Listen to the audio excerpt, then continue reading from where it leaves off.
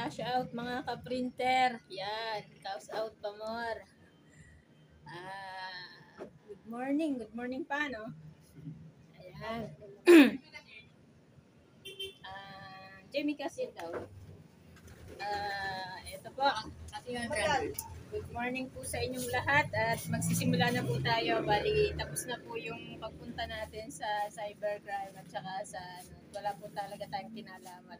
Ang advice po sa atin is public post po tayo na hindi po talaga natin alam yung kanilang mga transaction po. Bali, kaya yan po, paalala po natin palagi na bago po kayo mag-send sa akin, kontakin niyo po ako.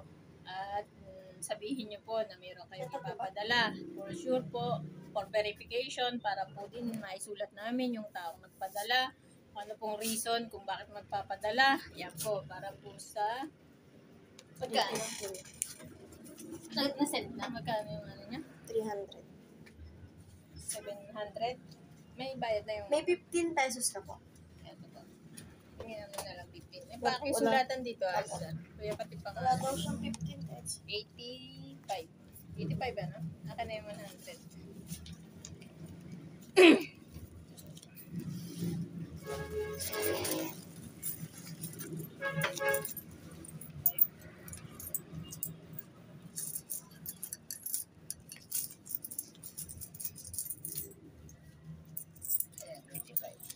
Tama? Ang 100. Andiyan na po tayo sa'yo. 700 pa, sobra pa. Asa? Oo nga pala. Okay, ayan na. Ayun po. Pakisulat po yung pangalan, tsaka yung pangalan. Fernando Jimenez. Pati address niya kamo. Martinez. Po, yan po, ang advice po sa atin ng mga kaibigan sa cybercrime po ay mag-public post po tayo na wala po tayong kinalaman Ano pong doon. pangalan nito? Fernando Jimenez. Yan. Saka Tagasan po. Martinez. Martinez. nagpunta rin po tayo sa police. Ay na po. Okay na po. Okay po. Ay, inis po ang pangalan natin. Wala po tayong kinalaman. At para po sa pagpapatuloy natin, sige po, doon po sa nag-send ng pera po nang wala po akong permission.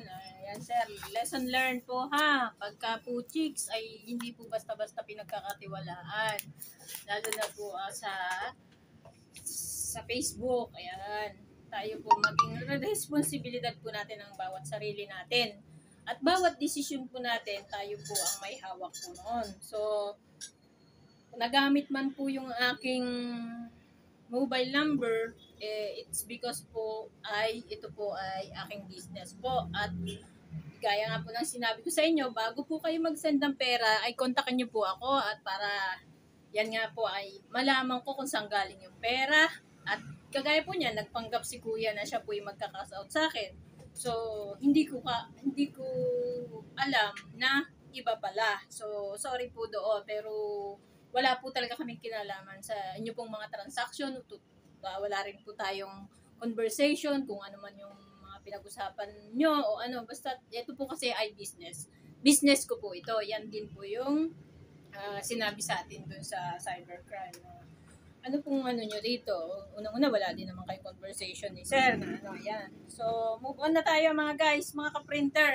Dito na po tayo. At, ang ano ko po sa inyo is magkano yung mga kailangan yung, dito na po tayo sa ating negosyo. Yan. Dito na po tayo sa fourth day ng ating vlog. Yan po, no cut po yan. Ito nga po. Wag nyo na po akong i-post kung saan-saan. At lalo na po sa mga kaibigan ko. Kilala po ako ng mga kaibigan ko. Kaya wag nyo po akong sirahan sa kanila. At wala po tayong nilolokong tao. Okay po. At eto na po. Magkano ba yung dapat mong maging capital sa pagnenegosyo ng printing shop yan? Magkano ba yung dapat mong ilaan para dito? Pwede kang magsimula sa mga maliliit. Yan, tama. Mayroon kang computer, unang-una po pala na investment dito sa printing business po. Ang unang-una, number 1 po bago ko po pala makalimutan, ito to. Shout out po muna kay JR Pujeda Padua. Yan po, taga-Dinggalan po yan. At parang kakilala ko po ito. Kababata ako siguro po ito.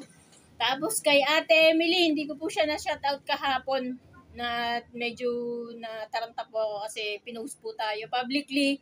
Napagkamalan po tayo na scammer. So, malaki po yung naging epekto sa akin noon. Hindi po ako masyadong nakakilos ng maayos at bigla po akong nagulantang.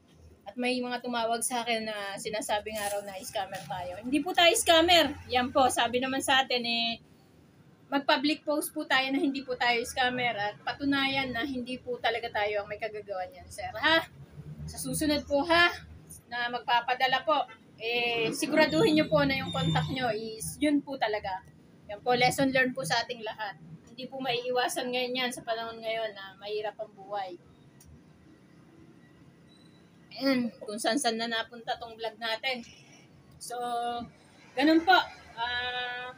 Ang pinaka number 1 na first investment mo po sa printing shop business is knowledge. Yan. Para hindi po kayo mag-aksaya ng pera, magninegosyo kayo ng printing, magninegosyo po kayo is wala naman pala kayong kaalam-alam. So, sayang. Bibili kayo ng printer, bibili kayo ng mga machine, hindi nyo alam gamitin. So, knowledge ang number 1 na first investment mo kung magbi-business ka po ng printing shop ay knowledge. Okay?